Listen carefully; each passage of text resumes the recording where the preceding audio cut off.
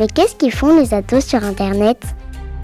Mais ils font quoi ces jeunes sur Internet? Mais ils font quoi les ados sur Internet? Mais qu'est-ce qu'ils font les ados sur Sur Internet Internet, les Mais ados qu'est-ce qu'ils font les ados sur Mais Internet qu'est-ce qu'ils font ces ados sur Internet? Cyber, les ados témoignent. Héloïse Dupin de Saint-Cyr. Les réseaux sociaux occupent la majeure partie du temps en ligne de nos adolescents. Pour la plupart, ils ont reçu un téléphone ou une tablette connectée sans aucun avertissement de la part des adultes. Je n'ai pour ma part, par exemple, jamais entendu dans les différents témoignages l'existence d'une sorte de rite de passage au moment où on offrait un téléphone à un enfant. Nous, adultes, donnons un jour à notre enfant un appareil connecté au monde entier en faisant confiance au contrôle parental parfois ou au cadre légal. La réalité est malgré tout autre, les adolescents apprennent sur le tard. Alors je reçois aujourd'hui Margot qui a 17 ans. Elle est partie en mission humanitaire à Madagascar l'année dernière et va y retourner en février prochain. Grâce à son smartphone, elle garde le contact avec ses amis à l'autre bout du monde et elle va nous parler de son usage du téléphone au quotidien, parfois de celui de ses amis, mais aussi de la façon dont elle a dû apprendre par elle-même à se servir de sa connexion. Alors Margot, déjà pour commencer, comment vas-tu ? Très bien, merci. Peux-tu me dire pour compléter ta présentation ce que tu aimerais faire plus tard ? Je ne suis pas encore totalement sûre, mais j'aimerais bosser dans l'humanitaire, ça c'est certain. Et après, il faut voir dans quoi il faudrait que je me spécialise. Après, les enfants, ça m'intéresse beaucoup. Pour enchaîner sur notre discussion, je vais juste faire un petit rappel historique. Aujourd'hui, concernant les réseaux sociaux, il en existe une multitude. Donc Instagram, Snapchat, TikTok, WhatsApp, X, Facebook, Discord, Pinterest et le dernier BeReal. Et au cours de notre préparation, tu me disais qu'après plusieurs expériences, Instagram était aujourd'hui quasiment le seul réseau social que tu utilisais. Donc Instagram est apparu en octobre 2010. C'est un réseau fondé par Kevin Systrom qui a fait ses études à l'université de Stanford. La photographie l'a toujours interpellé au lycée. Il présidait le club de photo. En France, en 2023, avec plus de 26 millions d'utilisateurs mensuels actifs, c'est le 3e média social le plus utilisé derrière YouTube et Facebook. Donc, pour démarrer, première question Margot, est-ce que tu peux nous parler de la façon dont tu te connectes en général et ce que tu fais aujourd'hui avec ton smartphone ?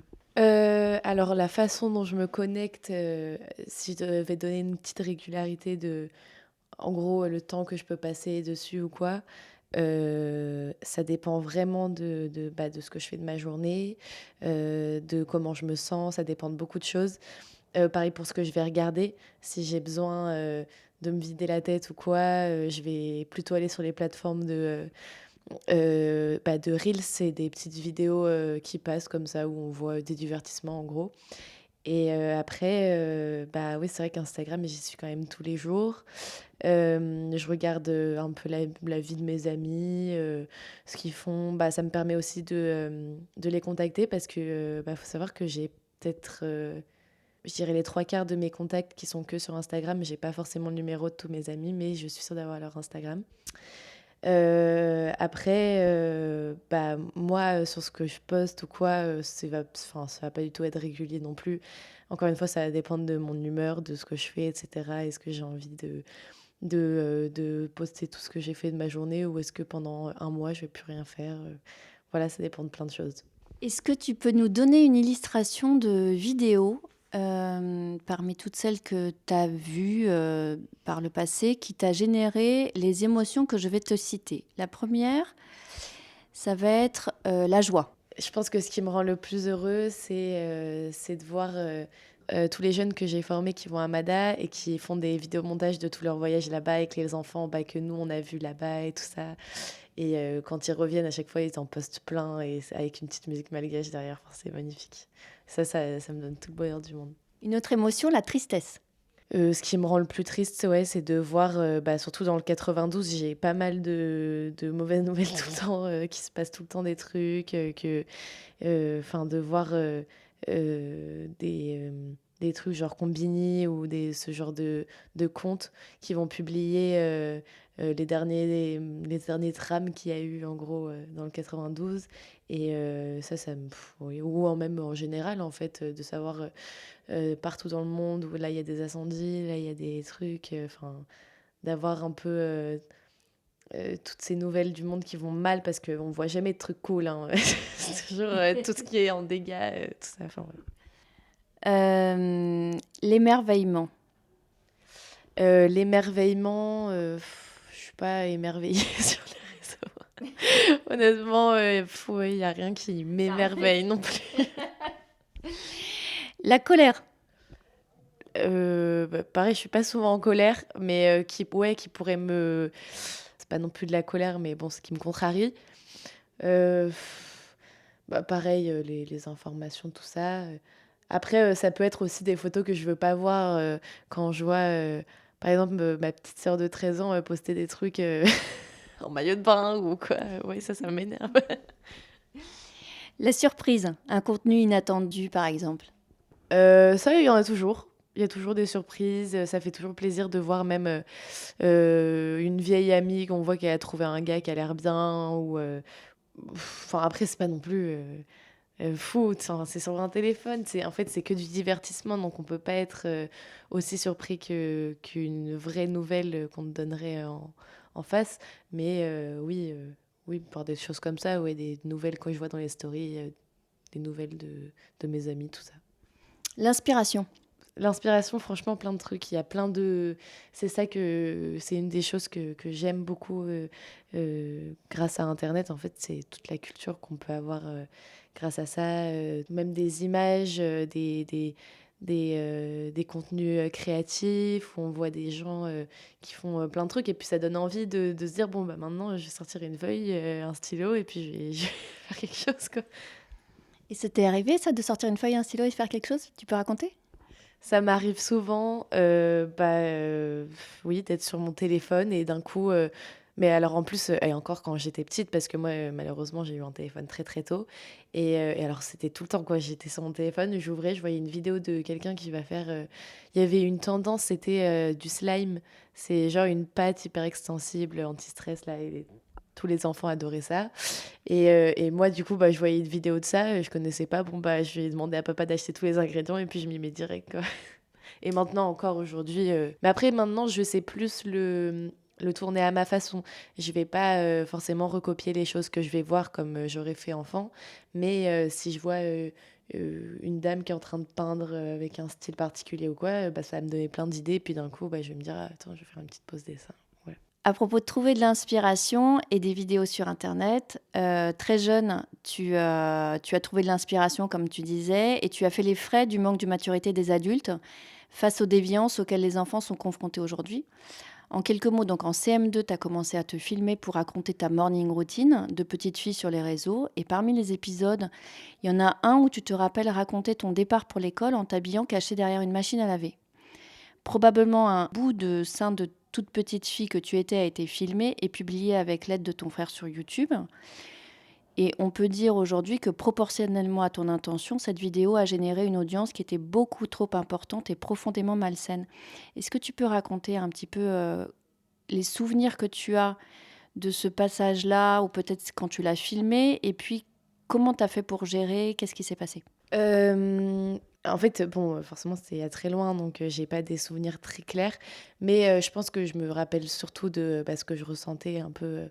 Enfin, c'est des émotions très particulières, mais en tout cas, dans les faits, oui, il y avait cette vidéo qui était sortie et j'avais été en fait vraiment jugée. C'est vraiment un des sentiments que j'ai ressenti le plus, du jugement à travers mes amis, à travers mes professeurs, parce que ça a tourné dans toute mon école.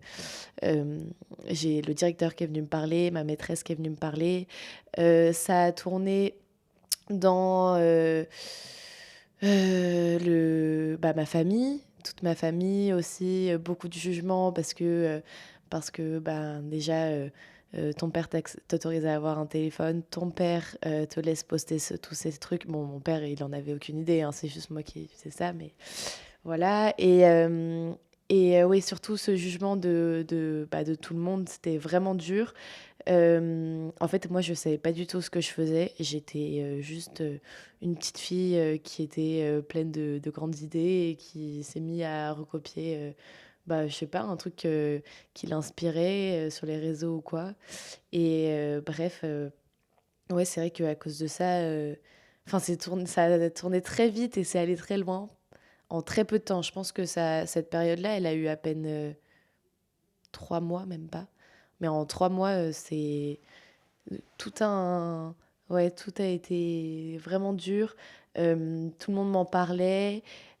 J'ai des amis qui sont venus me voir en me disant elles avaient... Enfin, qu'il y avait des commentaires sur ma vidéo. Moi, je savais même pas qu'on pouvait avoir de commentaires sur une vidéo YouTube. Donc, en fait, plus le temps passait, plus tout le monde autour de moi le savait, plus j'apprenais en fait sur ce que j'avais fait, parce que j'en avais aucune idée. Bref. Parce que toi, t'es pas allé voir la vidéo après? Ah, si, je suis allée la voir, mais en fait, je savais pas qu'il y avait de commentaires ou quoi. Ah non, après, quand on m'a dit qu'il y avait des commentaires, j'ai jamais regardé les commentaires, hein. Ça, j'en suis certaine, mais ça me faisait trop peur de regarder. Quand tu dis que le directeur de l'école et tout ça, il était venu te parler, il t'a dit quoi? Il est venu me voir en pleine récré, comme ça, il est venu me chercher. Et devant tout le monde, il m'a dit, il faut qu'on parle. Tout le monde savait déjà de quoi il allait me parler. Rien que ça, cette angoisse de savoir que...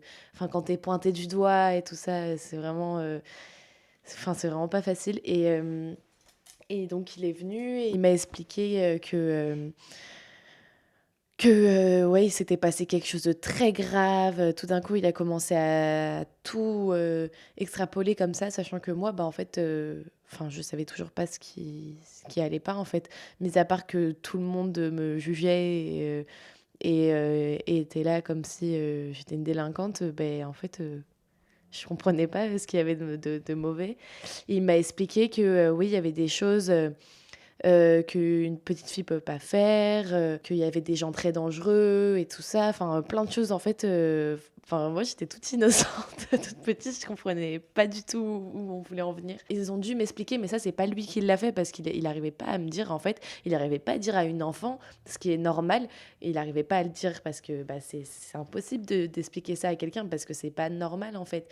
Il arrivait pas à me dire que j'avais un bout de ma poitrine qui apparaissait et que il y avait plein de gens malsains autour de tous ces réseaux et tout ça, qui avaient vu ça et qui peuvent l'enregistrer, qui peuvent faire plein de mauvaises choses avec, qui vont mettre des commentaires, bref. En fait, ce que tu veux dire, c'est que il t'a dit que c'était mal, mais qu'à ce moment-là, tu comprenais toujours pas ce qui était mal, la limite du truc. C'est-à-dire que s'il t'avait dit, en fait, c'est les gens autour qui sont malsains, parce qu'une petite fille qui se change derrière une machine à laver, ça n'a rien de dramatique. Et en fait, ce que tu dis, c'est que le directeur de l'école avait juste oublié de te dire que le monde autour n'était pas si gentil que ça. Oui, c'est ça. En fait, clairement, j'étais juste... dans mon petit monde, en fait, mais c'est normal, à notre âge, on vit de ce qu'on voit, c'est tout beau, c'est tout rose, allez, je fais ça, et puis... et d'un coup, ouais, tout va mal, et en fait, on t'explique pas que c'est la faute aux autres, parce qu'il y a que toi qui le vis mal dans l'histoire. Aujourd'hui, si tu rencontrais une petite fille de 10 ans à qui ça arriverait, avec le recul que tu as, qu'est-ce que tu pourrais lui dire pour la rassurer? Pour la rassurer, moi, ce que j'aurais voulu entendre, c'est déjà en premier, c'est pas de ta faute.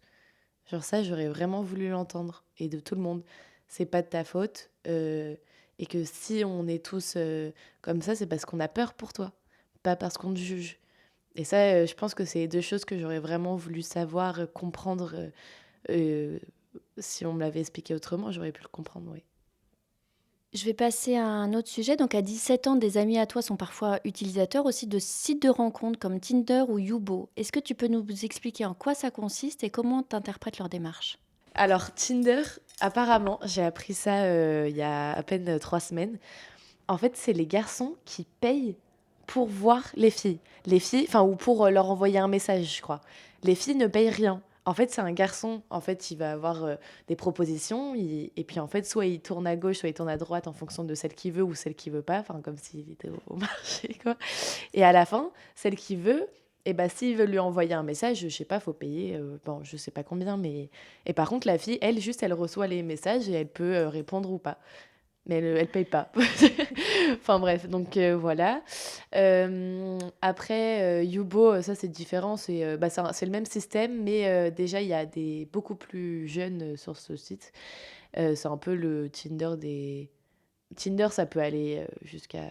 Enfin, il y a même des vieux et tout ça. Yubo, pour le coup, c'est vraiment la jeunesse, jeunesse. Comment tu sais que c'est que la jeunesse? Parce que, franchement, Yubo, c'est toutes mes amies qui y sont. J'ai... Enfin, quand elles me montrent leur fil de si on slide ou pas, machin, là. Et franchement, quand elles me montrent, c'est mais vraiment des tout jeunes. Genre, parfois, il y en a même de 13 ans, comme ça, qui sont là avec mes qualités, mes défauts, mes photos. Enfin, ça me fait trop rire.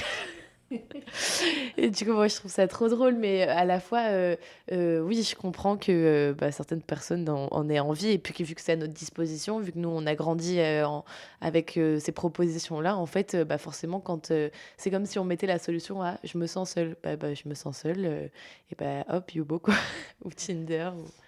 Et tu trouves que ça répond vraiment aux besoins, au truc de je me sens seule et donc je vais sur Tinder ou sur Yubo pour remplir cette solitude. Ça, c'est un bon moyen pour toi? Alors moi, j'ai jamais été sur aucun des sites de rencontres, donc j'en ai aucune idée. Ce que je peux dire, par contre, par rapport à des amis ou quoi, c'est que, franchement, honnêtement, je pense pas parce que, alors déjà, les résultats de ces applications, il y a rarement un grand amour qui va se faire après. Ça va être soit on parle pendant peut-être même des années, parce que moi j'ai des amis qui ont parlé 2 ans avec un mec, mais sans jamais le voir en fait. Ou alors on se voit une fois et puis bah voilà, c'est tout. On se voit une fois, en fait.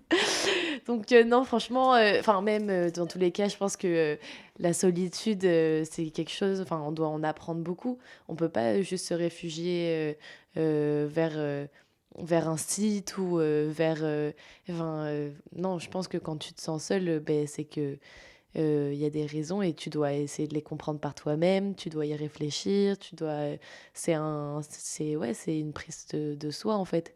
Mais tu peux pas juste aller sur un site et te dire bon, il y a quelqu'un d'autre qui va occuper un peu ce qui se passe à l'intérieur de moi là.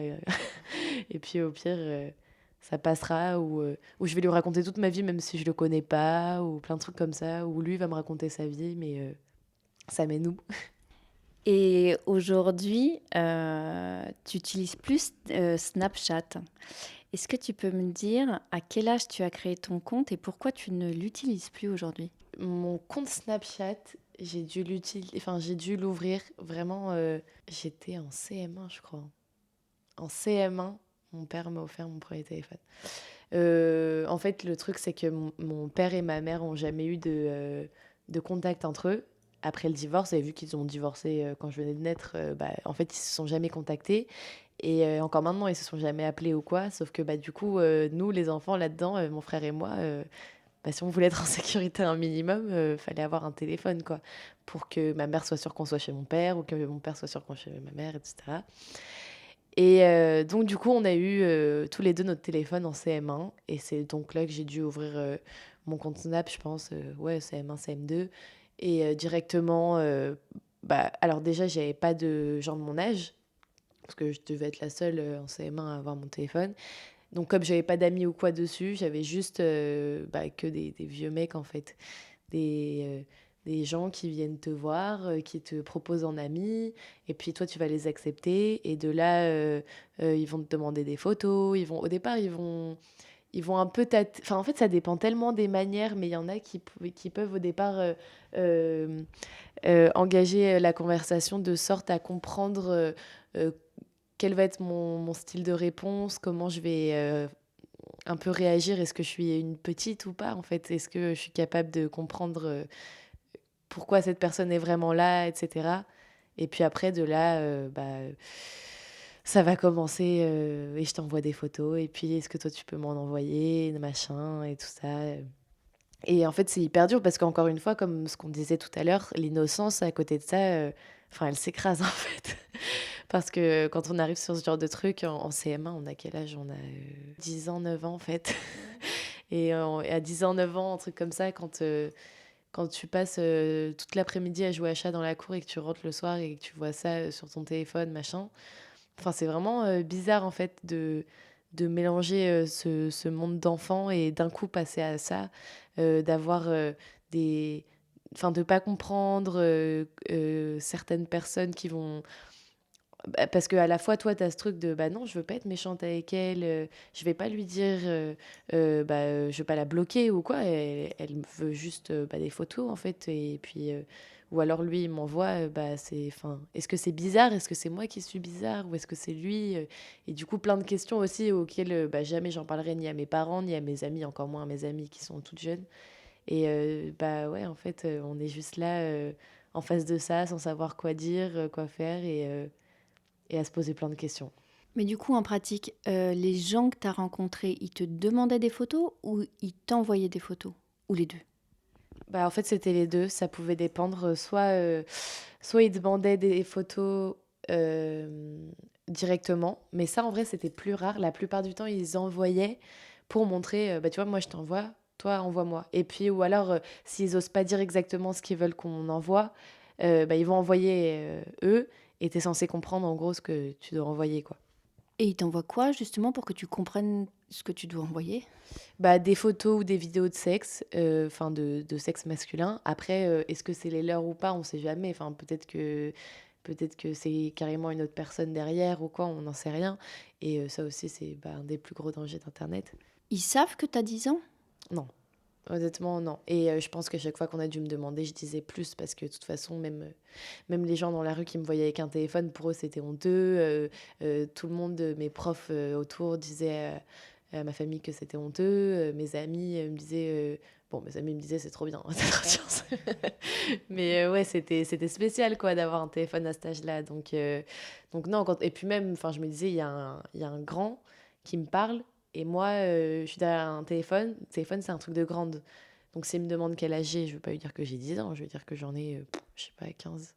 T'as fait des rencontres sur Snapchat où t'es tombée amoureuse? Alors, où je suis tombée amoureuse, je pense qu'il y a forcément dû avoir une... Enfin, il y a une personne auquel je pense là, où j'ai dû forcément passer par le truc genre, est-ce que je suis amoureuse, mais... où je me disais, je suis amoureuse, mais j'avais peut-être 11-12 ans, quoi. Mais ouais, je me disais, je suis amoureuse alors que je le connais pas du tout. Peut-être que derrière, c'était un papy de 74 ans, enfin, on n'en sait rien, en fait.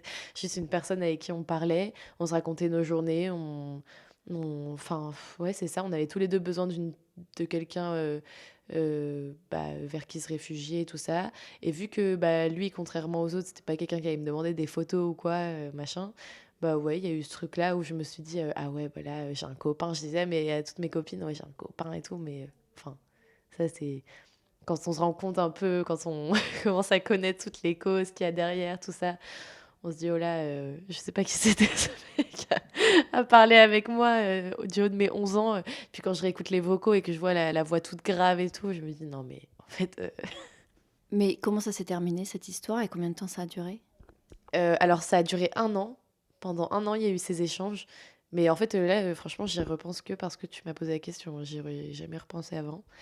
Mais je me rappelle que, ouais, c'était la première année de confinement, ou juste avant la première année de confinement. Et à ce moment-là, j'étais vachement sur mon téléphone. Vraiment tout le temps, tout le temps.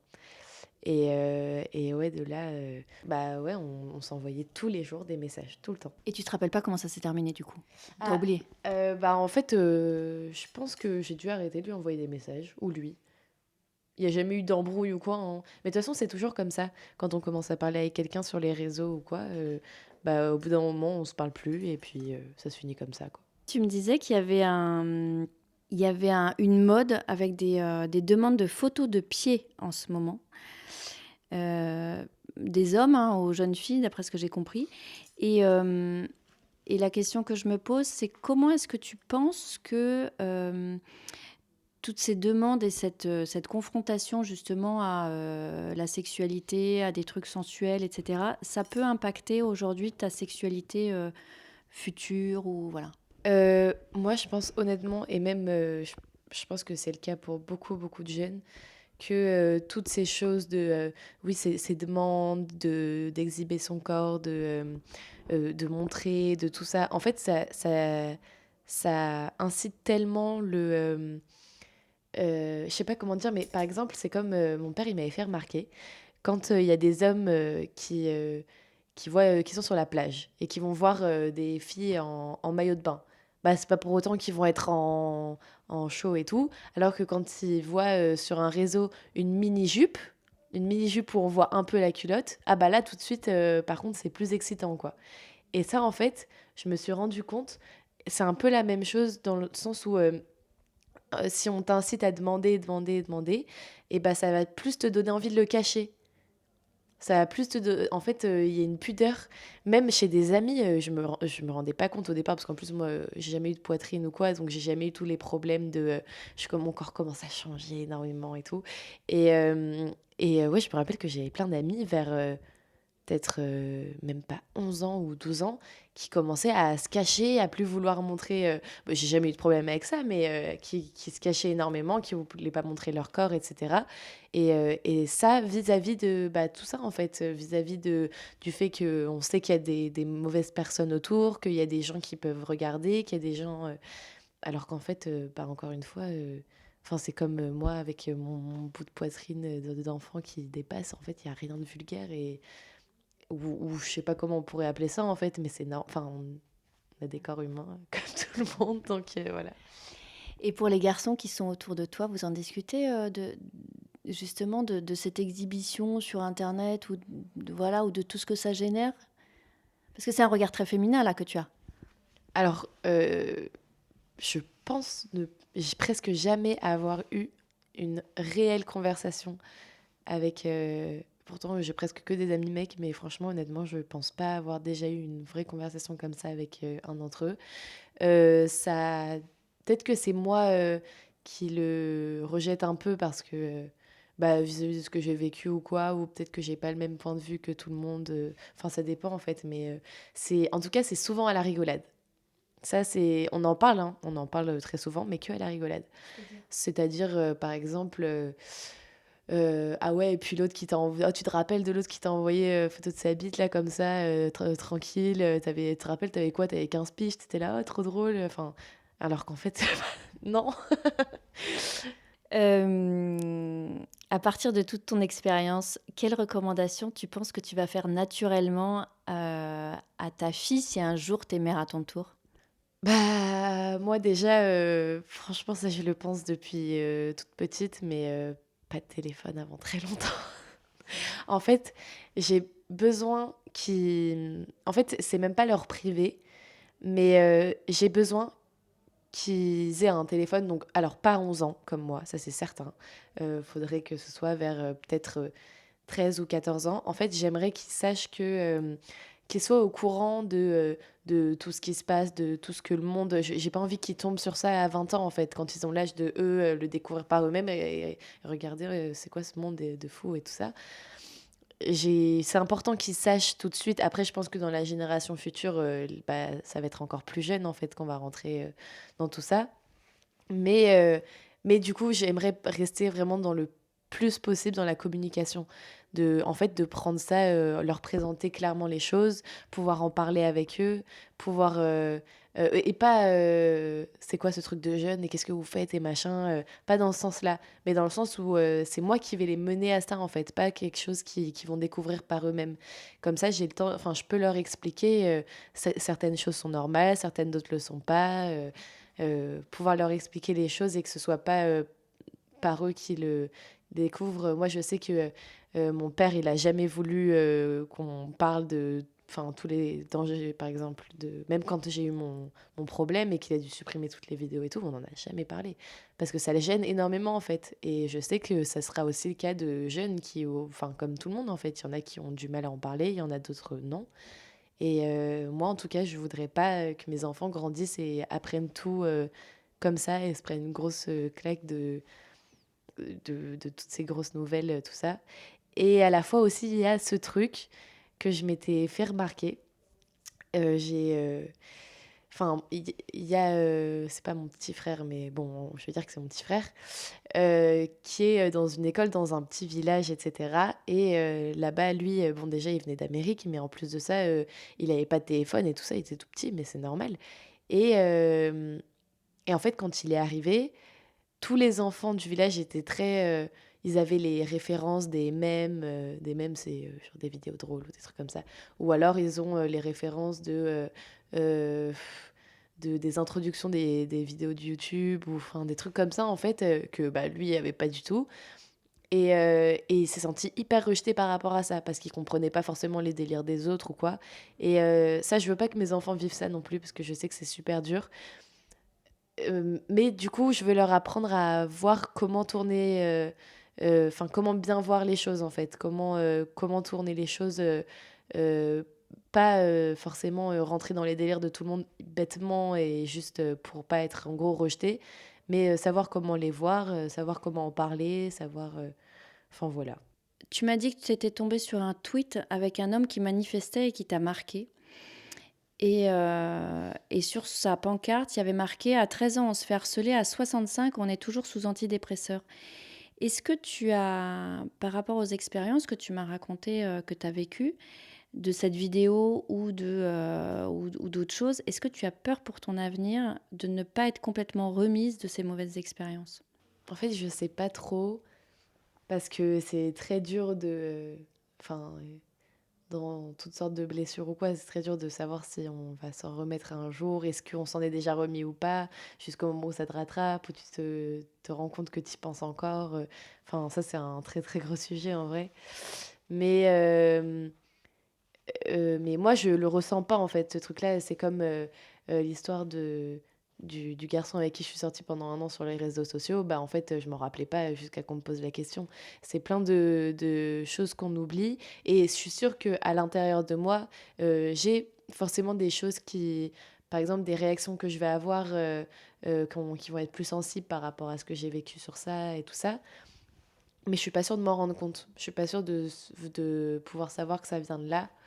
Mais, euh, mais oui, forcément, enfin, ça reste, c'est comme tout, hein. Et si tu pouvais tout demander, qu'est-ce que tu attendrais de ton entourage, des professionnels de l'éducation ou du gouvernement pour être assuré justement sur ça? Bah, je sais pas trop. En fait, moi, j'ai jamais compris pourquoi ça marchait pas, ce truc de contrôle parental, ce truc de mettre des limites d'âge. C'est comme TikTok, en fait, normalement, c'est interdit au moins de 13 ans, mais il y a il y a même des bébés, donc... enfin, non, en fait, j'ai jamais compris pourquoi on pouvait pas plus mettre de sécurité sur les choses comme ça. Je pense que s'il y avait des vraies limites d'âge sur certaines choses ou, ou des vraies limites sur des choses qu'on ne devrait pas avoir à poster ou des gens qui contrôlent je sais pas, des commentaires ou des choses qui ne devraient pas être vues en fait. Parce que encore une fois, il y a cette innocence de quand on poste une vidéo qu'on a aimée de nous ou de nos amis ou je sais pas, de ce qu'on a vécu ou quoi. Bah, il y a toujours ce truc de cette petite fierté ou quoi. Et en fait, de se faire descendre par toutes ces choses à côté, que ce soit les regards, les commentaires, tous ces trucs. Enfin, moi, je trouve ça vraiment, vraiment dur. Et je sais pas comment on pourrait changer ça, même dans un monde où je pourrais tout faire. Mais, ou alors, en fait, arrêter les commentaires tout court, genre supprimer les commentaires, supprimer le nombre de vues ou de je sais pas quoi. Juste, on poste la vidéo, mais on voit pas tout la vie des gens, en fait. Ça serait vraiment bien. Tiens, justement, à propos du nombre de vues, j'entends les enfants parler et qui me disent qu'on ne peut pas lâcher un vu sans répondre immédiatement. Donc ça veut dire lâcher un vu, ça veut dire tu m'envoies un message, je l'ai vu, mais donc tu sais que je l'ai vu parce qu'il y a une petite coche, mais je te réponds pas immédiatement. Est-ce que tu peux expliquer pourquoi? Alors, moi, je pense que maintenant, pour pouvoir contacter quelqu'un ou avoir une relation avec quelqu'un, il y a ce truc de s'envoyer des messages tout le temps en fait. Pas forcément tout le temps, mais dans tous les cas, c'est plus... Enfin, moi, c'est vrai que j'y ai pensé souvent qu'avant, pour s'envoyer, pour savoir comment quelqu'un allait ou quoi, mais c'était beaucoup plus beau en fait. On prend une feuille, on prend un stylo et on n'envoie pas juste un ça va. On demande comment la personne va, on raconte sa vie, on peut. Enfin, en fait, je trouve ça trop beau l'écriture. Et tandis que maintenant, et ça a dû poser tellement de problèmes, même dans mes couples ou quoi, en fait, tous les problèmes de pas savoir s'exprimer parce qu'en message, t'attends toujours une réponse tout de suite, t'attends toujours. Euh, t'as besoin de nouvelles, t'as besoin de... Alors qu'en fait, on n'est pas censé pouvoir prévenir aussitôt quelqu'un que d'un coup ça va pas, ou que d'un coup ça va, ou qu'il m'est arrivé ça ou ça. Enfin, je sais pas. Et quand une personne t'envoie un message et que tu lui mets un vu, bah... En fait, c'est pas grave. Enfin, je pense que juste maintenant, comme nous on a grandi là-dedans, on voit le mot vu sur le message qu'on a envoyé et on est là, ça fait mal. Il a vu mon message, mais il répond pas. Et du coup, bah oui, on a ce truc instinctif de se dire ça. Alors que je sais que moi, mes parents, jamais ils vont me dire tu m'as lâché un vu. Enfin, on s'en fout en fait. Si, on sait que si t'as pas répondu maintenant, c'est que tu pourras répondre plus tard. Mais maintenant, il y a ce truc de tout de suite se dire oh, tu m'as vu un vu, ça veut dire que tu voulais me faire attendre. Ou alors ça voulait dire que. Parce qu'il y a toujours ce truc de se faire désirer aussi. Hein. Quand il m'a envoyé un message, bon, bah je vais attendre 3 minutes et puis après, je vais lui envoyer un message pour qu'il sache que j'ai des trucs à faire. Ou... Enfin, en fait, c'est vraiment tout calculé et tout. Et ça, je trouve ça dingue. Est-ce que tu peux raconter la dernière fois où on t'a lâché un vu et où on n'a pas répondu tout de suite? Ah bah oui, bah justement, il y a eu ce truc avec mon patron. Donc j'étais à l'association avec mon patron et tout ça. Et le soir, je rentre chez moi et je lui avais envoyé un message pour demander l'emploi du temps des jeunes conformes. Donc c'était quelque chose d'important. Et je lui envoie, c'était pour le lendemain. Et là, je vois vu. Et je me dis, aïe, il a vu les choses importantes que je lui demande, mais il répond pas. Et j'ai attendu toute la soirée, il apparaît. Parce que quand c'est un adulte, au départ, je me dis, je vois le vu, je dis, bon, j'attends 2-3 heures, et puis là, ça sera envoyé. Et en fait, non, là, ça s'était pas envoyé. Enfin, ça s'est pas répondu, j'étais trop triste. Et le lendemain, je suis allée le voir, je dis, tu m'as lâché un vu. Il a dit, mais c'est quoi ça? C'est quoi un vu? Je l'avais même pas vu, son message et tout. Il a dû l'ouvrir sans faire exprès, enfin, je sais pas. D'où le problème décalage des générations. On arrive au bout. Donc en résumé, on a parlé effectivement de tous ces réseaux sociaux qui sont une source pour garder du lien, notamment lorsqu'on voyage beaucoup comme toi et qu'on a des amis aux 4 coins du monde, mais aussi de tout ce qui était la charge émotionnelle, que ça peut être justement quand on liait à tout ce besoin de rapidité de réponse et tout ça. Et ce qui est quand même très marquant, c'est que tu fais partie d'une génération qui a dû apprendre en marchant. Donc, c'est quand même parfois super douloureux. Et probablement, en fait, je pense que votre génération sera mieux armée pour anticiper toutes les déviances et pouvoir rassurer vos enfants au bon moment sur justement toutes ces déviances. Donc c'est la fin de cet épisode. Merci beaucoup Margot d'avoir été avec nous et d'avoir accepté de te confier. Est-ce que tu veux dire encore un petit mot ? Merci, ça m'a fait du bien aussi de pouvoir libérer là-dessus. Et puis j'espère que ça aidera des gens d'entendre ça, ça informera les gens et ça les avertira aussi sur certaines choses. Ça, j'en suis sûre. Et donc, merci à vous de nous avoir écoutés. Cyber, les ados témoignent. Notre émission est disponible sur toutes les plateformes de podcast. Et pour suivre l'actualité du podcast et nous contacter, c'est sur Instagram, cyber-8ado et sur Facebook, cyber-témoignage d'ado. À très bientôt.